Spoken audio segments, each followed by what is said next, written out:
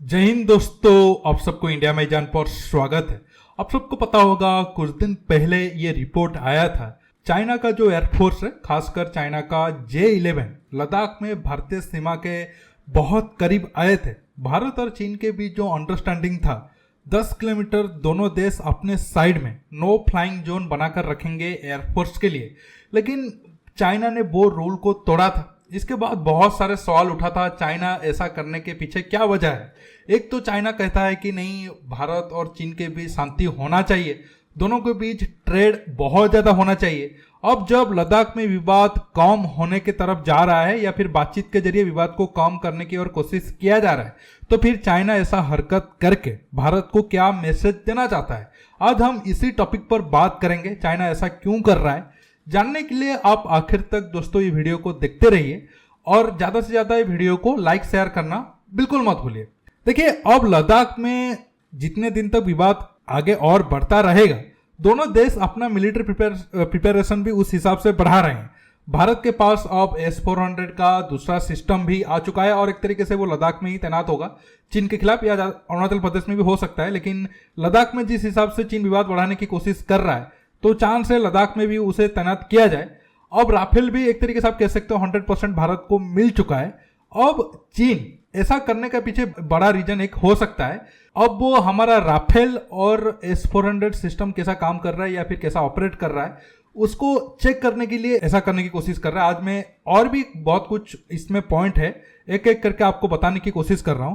पहला रीजन है चीन हमारी एयरफोर्स की तैयारी कैसा है लद्दाख रीजन में, उसे चेक करने की कोशिश कर रहा हो। चीन ये देखने की कोशिश कर रहा हो अगर आगे जंग के टाइम में चीन के एयरफोर्स भारत के ऊपर अटैक करने के लिए आते हैं तो इंडियन एयरफोर्स का कैसा रेस्पॉन्स होगा, या फिर इंडियन एयरफोर्स कितने टाइम में चीन के एयरफोर्स को या फिर फाइटर एयरक्राफ्ट को जवाब देने के लिए आएंगे। अब अगर प्रेजेंट टाइम के हिसाब से देखोगे, प्रेजेंट टाइम के हिसाब से शायद चीन का ऐसा मानना हो, अगर चीन ऐसे भारत को प्रोवोक करता है तो भारत का क्या रिएक्शन हो। क्या भारत सच में चीन को उसी लेवल पर रिएक्शन दे रहा है, या फिर भारत ज्यादा शोर ना मचाकर भारत इस मामले को कूल डाउन करने की कोशिश कर रहा है।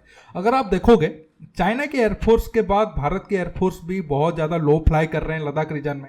हमारा सुखोई 30 MKI से लेकर MiG-29, जागुआर, राफेल भी अब लद्दाख में तैनात है एक तरीके से, या फिर कह सकते हो अंबाला से लद्दाख भी ज्यादा दूर है नहीं। तो चीन को ऐसे में ज्यादा कामयाबी नहीं मिलेगा और एयरफोर्स के मामले में भारत ज्यादा एडवांटेज पोजीशन में है चीन के कंपेयर में। इसके साथ दूसरा रीजन आप एक तरीके से कह सकते हो, चीन हमारा जो मिसाइल डिफेंस सिस्टम है उसकी तैयारी को चेक करना चाहता हो। हालांकि S-400 तैनात तो हो जाएंगे, लेकिन उसे फुल तरीके से रेडी होने में या फिर बैटल रेडी होने में और कुछ महीना लग सकता है। S-400 के अलावा और भी जो शॉर्ट और मीडियम रेंज के मिसाइल डिफेंस सिस्टम को भारत ने तैनात करके रखा है, चीन उसे चेक करना चाहता है, या फिर चीन देखना चाहता है कि उनका रेस्पॉन्स कैसा रहेगा और कैसे चीन के एयरफोर्स बहुत सारे मिसाइल डिफेंस सिस्टम को मात दे पाएंगे। वो भी एक रीजन हो सकता है। तीसरा रीजन के ऊपर आए तो चीन ये सारा जो एक तरीके से आप कह सकते हो एयरफोर्स के जरिए दूसरे देश के सीमा के या फिर एक तरीके से कह सकते हो सीमा के करीब जाने का जो प्रोसेस है वो अब भारत के साथ नॉर्मल करना चाहता है। क्योंकि आप सबको पता होगा चीन ये काम ताइवान के साथ पिछले 2 साल से कर रहा है, और अगर आप ईस्ट चाइना सी की तरफ जाओगे, जापान के खिलाफ भी चीन ये प्रोसेस करता है, बार बार फाइटर एयरक्राफ्ट भेजता है। हालांकि जापान के खिलाफ कंपैरिजन में कम है, ताइवान के साथ अगर आप कंपेयर करोगे तो। अब चीन अब वो भारत के साथ करना चाहता है कि ताकि भारत के लिए ये बात कोई ज्यादा नया नहीं रह जाए, क्योंकि अब पहली बार ऐसा हुआ, बार बार ऐसा होगा तो वो देखना चाहता है कि अगर भारत उस हिसाब से रिएक्शन नहीं देगा तो ये भारत के लिए भी नॉर्मल हो जाएगा। लेकिन चीन का गलतफहमी ये है कि भारत ताइवान नहीं है, ताइवान के एयरफोर्स भी ताकतवर है, लेकिन भारत के एयरफोर्स ताइवान से भी और ज्यादा ताकतवर है, और एयरफोर्स को सपोर्ट देने के लिए हमारे पास और भी बहुत सारा हथियार है। तो चीन का ये प्लान काम नहीं करेगा, लेकिन चीन टेस्ट करना चाहता था कि भारत का रिएक्शन कैसा होगा।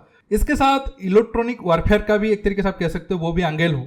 चीन बहुत सारा डाटा कलेक्ट करने के लिए भी अपना एयरफोर्स को भेज सकता है कि ताकि जंग के वक्त उनका कुछ काम में आए, लेकिन भारत भी ज्यादा पीछे नहीं है। अगर चीन ऐसा कर सकता है तो हमारे एयरफोर्स भी बिल्कुल पीछे नहीं रहेगा। हमारे एयरफोर्स भी चीन के खिलाफ जरूरत पड़ने पर इलेक्ट्रॉनिक वारफेयर में मात दे पाएंगे, और हमारे राफेल में जो स्पेक्ट्रा सिस्टम लगा है वो चाइनीज एयरफोर्स के लिए काल होगा। हाँ ठीक है, नंबर में अब राफेल कम है, लेकिन अगर शॉर्ट टर्म जंग होता है तो चाइना को नुकसान उसमें जरूर होगा। इसके साथ दोस्तों और एक बड़ा रीजन है जो मैं आखिरी हिस्से में बात करूंगा। इससे पहले फिर से राफेल और S-400 की जोड़ी के ऊपर आता हूं। चीन को अब ज़्यादा डर राफेल और S-400 की जोड़ी के ऊपर है। हालांकि S-400 तो चीन के पास है ही, लेकिन राफेल जैसा एडवांस हथियार अब चीन के लिए ज़्यादा काल बन सकता है, चीन की एयरफोर्स के लिए। चीन देखना चाहता है कि ये दोनों की जोड़ी उसके लिए कितना खतरनाक हो। हालांकि जैसे मैंने कहा, राफेल तो लद्दाख में प्रेजेंट है, लेकिन S-400 को फुली ऑपरेट होने में और कुछ महीना लगेगा। लेकिन चीन अभी से ये सारा हरकत कर रहा है। अगर और एक पॉइंट भी देखोगे, अब कुछ महीने के लिए चीन ऐसा कर सकता है। आगे आने वाले टाइम में विंटर आ जाएगा तो चीन ना ग्राउंड में ऐसा कुछ कर पाएगा, ना एयर में भी उसे ज़्यादा करने का मौका मिलेगा। चीन अब एक तरीके से भारत के ऊपर दबाव डालने की कोशिश करना चाहता है कि आगे अगर बातचीत हो कुछ महीने के बाद या कुछ दिन के बाद, तो उसका एक तरीके से नेगोशिएशन पावर ज़्यादा हो। लेकिन वो काम बिल्कुल भी नहीं करेगा, ये ऐसे हरकत बिल्कुल काम नहीं करेगा, क्योंकि अब मिलिट्री प्रेजेंस के हिसाब से या फिर मिलिट्री बिल्डअप के हिसाब से भारत को एक तरीके से आप कह सकते हो चीन के ऊपर एडवांटेज है, ना कि चीन के कंपेयर में कम है। और मैं आखिर में आता हूं, जो सबसे बड़ा खतरा है, मुझे लग रहा है ये एक बड़ा रीजन है चीन ऐसे हरकत करने के पीछे। दोस्तों, सबसे इंपॉर्टेंट बात जो है वो मीडिया में एक तरीके से आप कह सकते हो ज्यादा चर्चा नहीं हो रहा है।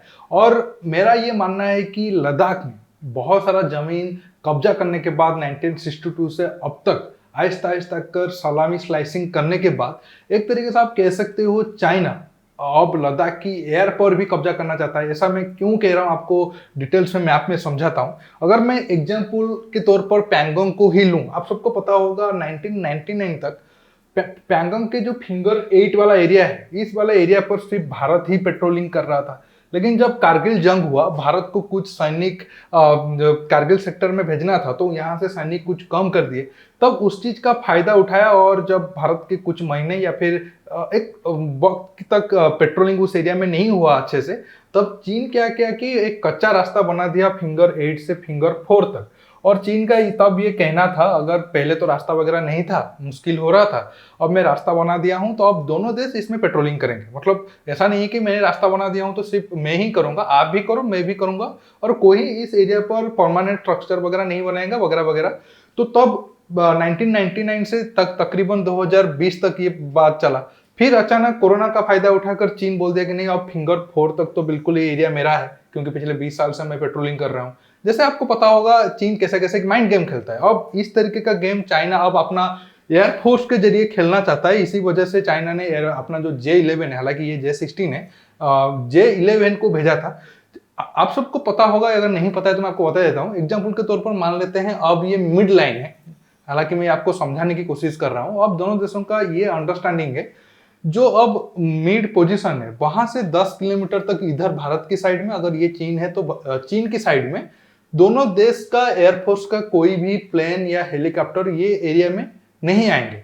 अब चीन क्या कर रहा है, अभी जो बीच में बहुत सारे मीडिया पर यह खबर था कि नहीं बॉर्डर के 10 किलोमीटर तक अंदर आया, वो बॉर्डर के 10 किलोमीटर तक नहीं आया। चीन ने तब भी अपने एरिया में ही था, लेकिन बीच में जो एक तरीके से 20 किलोमीटर का एक बफर जोन या फिर एयर में एक नो फ्लाइंग जोन बना हुआ था, चीन वो रूल को तोड़ रहा है। अब चीन अपने साइड में जो 10 किलोमीटर वाला नो फ्लाइंग जोन था, चीन उसे तोड़ रहा है। और एक तरीके से आप कह सकते हो आगे जाकर चीन इसे बार बार करेगा और एक वक्त पर आएगा चीन कहेगा कि नहीं, अब मेरे साइड में कोई नो फ्लाई जोन नहीं है, मैं तो बिल्कुल बॉर्डर है तो बॉर्डर के करीब तक आऊंगा। अब जो नो फ्लाई जोन बना है वो भारत के साइड में हो 10 किलोमीटर तक, या फिर भारत इसे और आगे पुश करके 20 किलोमीटर तक करे। अगर भारत राजी नहीं होता है तो फिर भारत के साइड में जो 10 किलोमीटर तक था उस 10 किलोमीटर तक बना रहे और मैं अपने साइड में बिल्कुल बॉर्डर के ऊपर तक आऊंगा।